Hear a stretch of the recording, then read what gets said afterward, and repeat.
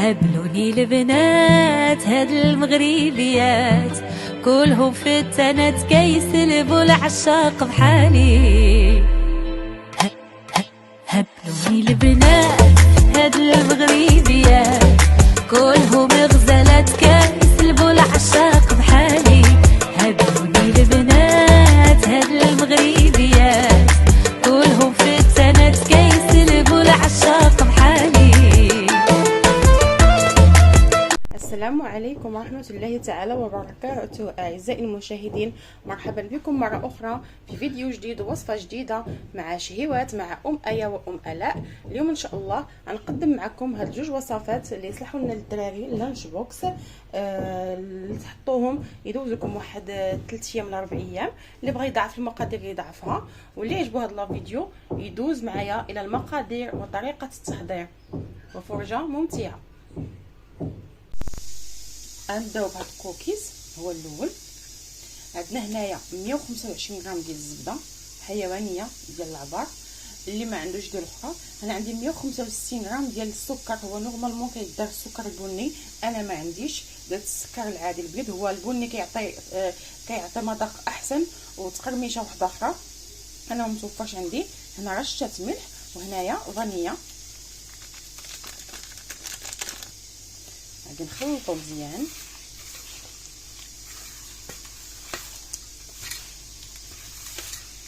تدخلنا هاد الزبده مع سنيده،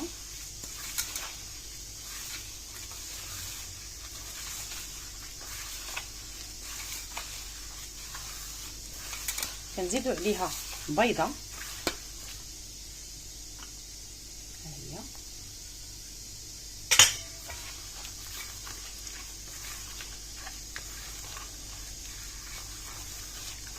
وعندي هنايا انا زلافه ديال الفرص فيها 250 غرام مضربله. غادي نزيدها، غادي نضيفها تدريجيا حتى يتجمع لنا الخليط.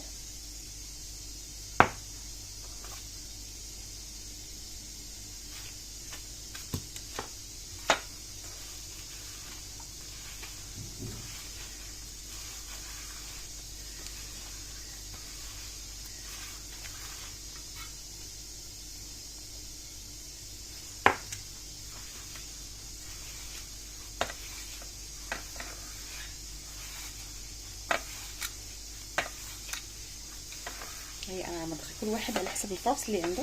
انا ما تدخليش 250 غرام، غتدخل لي قل. هانتي وغنضيف حتى عليها هي تجمعت لنا. واخا تشوفوها خفيفه كتلصق في اليدين ماشي مشكل، لان غنحطوها في الثلاجه لمده نص ساعه عاد نخدموها. كنضيفوا لها هنايا 100 غرام ديال الشوكولاط بيض، كتجينا على هذا الشكل هكا. غادي نقلطوها ونحطوها في الثلاجه لمده 30 دقيقه باش تشد لنا، باش متبقالناش هكا كتبقط هكا، باش تجمع، باش تشد راسها. نخليوها في الثلاجه وندوزو نصاوبو لي بانكيك. ها هو بالنسبه لهذه لي بانكيك، هنايا درت 3 ديال البيضات، حك ديال دانون. بهذا الحك ديال دانون، اي دانون درتيه باي نكهه ديال الفاني ولا عادي، غادي ديروا كاس ونص ديال الحليب، كاس ونص د الزيت، وكاس ونص د السنيده، وغبيره ديال الملحه وفانيا. وغنطحنوا هذا الخليط مزيان ونرجع معاكم. ها هي بعد ما خلطناها مزيان كنضيفوا لها الفورس، غنزيدوا 2 خمارات.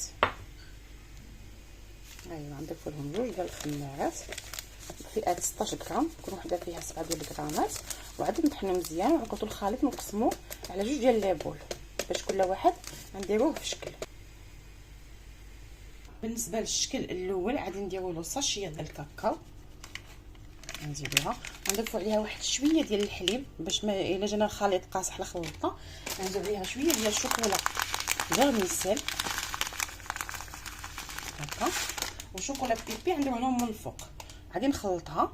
بالنسبه للشكل الثاني، هنايا درت اللوز مهرمش، وغنزيد لها واحد المعلقه صغيره ديال الاملو، ها هي. وغادي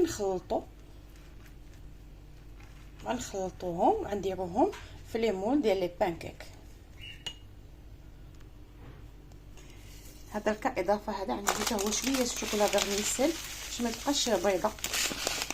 غادي نديرو الكويغطات في ليمون ديال بانكيك، وغنديرو بانكيك باللوز واملو وشوكولا فيرميسيل، وهذا بشوكولا فيرميسيل، وغادي نزوقوه من الفوق بشوكولا بيبي، وهذا غنديرو له شويه ديال اللوز ايفيلي حتى هو من الفوق. غناخذ لي مول ديال لي بانكيك غندير فيهم الكويغطات وغنعمرهم لاطه بهذا الشكل ولاطه بهذا الشكل. وفي هذه الاثناء انا راني شغلت الفران ديالي، غادي نوريكم كي عمرتهم وغندخلهم للفرن ونكمل معكم كوكيز. ها هو هذا الشكل درت له شوكولا بيبي من الفوق، والشكل الثاني درت له الايفيلي من الفوق، ودرت هذه اللوزه هكا كاضافه غير للتزيين من الفوق. غندخلهم للفران وندوز نكمل معكم ان شاء الله كوكيز. انا بالنسبه للكوكيز عندهم واحد الشكل جديد، عندهم في هاد لي مول هادو اللي دايرين هكا لي بلا، انا دهنتهم بالزبده ورشيتهم بشويه ديال الفورس. وغنجيب كوكيز ونوريكم الطريقه. نحتاجو كذلك الشكلاط ديال الدهن اي نوع عندكم. غنقبطو واحد الكره ديال الكوكيز، غنكوروها على هذا الشكل، غنبسطوها هكا باليدين ديالنا. انا نصور حداكم هاد 3 ديال الوحدات باش تشوفوا الطريقه ديالهم كيفاش دايره.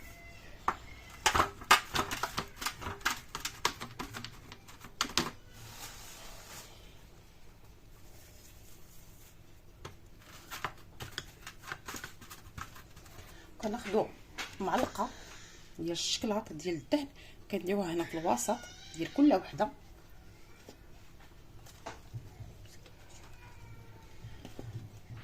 كيجي رائع.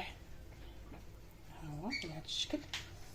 وكناخذوا عاوتاني كره واحده اخرى من كوكيز كنكوروها ونبسطوها على هذا الشكل، ونجيو من الفوق ونسرحوها على حسب القياس ديال المول على هذا الشكل.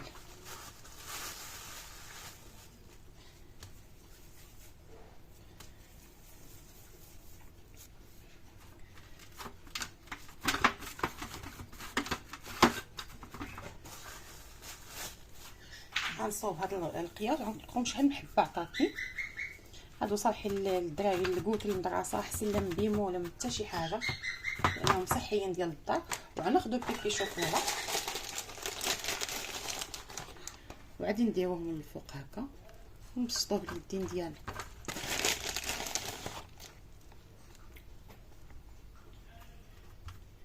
انا كنت غنشارك معكم 3 اشكال مالحين صالحين الدراري المدرسه، ولكن باش ما يجيكمش الفيديو طويل ان شاء الله في الفيديو اللي موراه غنقدم معكم 2 اشكال مالحين. بيتزا ديال 10 دقائق مع ليكيش، ونشوفوا ان شاء الله شنو غنقدم معاهم حاجه واحده اخرى مالحه. غنكمل على الطريقه وندخلهم الفران وندوزو للطباق النهائيه ان شاء الله. بالنسبه لي بانكيك هما وجدوا لنا.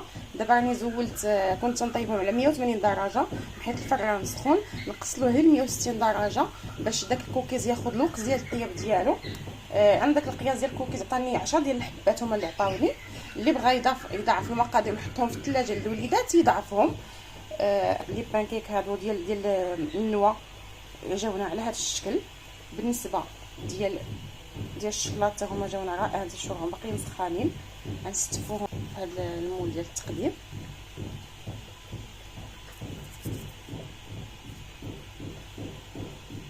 ونتسناو كوكيز يوجد نقدمو معكم حتى هو كي غادي يجي.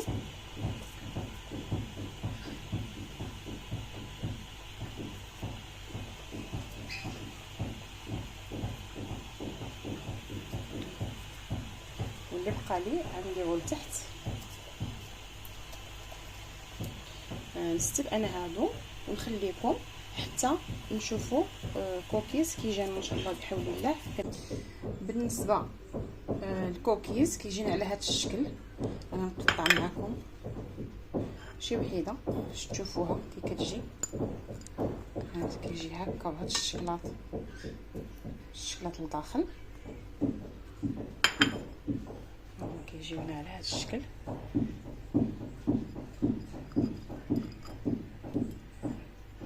كيجيو هشاشين داك الشكلاط من الداخل فيهم فتيين. كنتمنى هاد الوصفات اللي قدمت معكم نال اعجابكم. ونتلاقاو ان شاء الله في الفيديو القادم مع مملحات ديال لانش بوكس سريعه التحضير. والى اللقاء في فيديو جديد ووصفه جديده مع شهيوات مع ايه وام الاء. الى اللقاء، الى الفيديو القادم ان شاء الله. بنات هاد المغربيات كلهم غزلات كيسلبوا العشاق بحالي. هبلوني البنات هاد المغربيات كلهم فتنات كيسلبوا العشاق بحالي. هبلوني البنات هاد المغربيات كلهم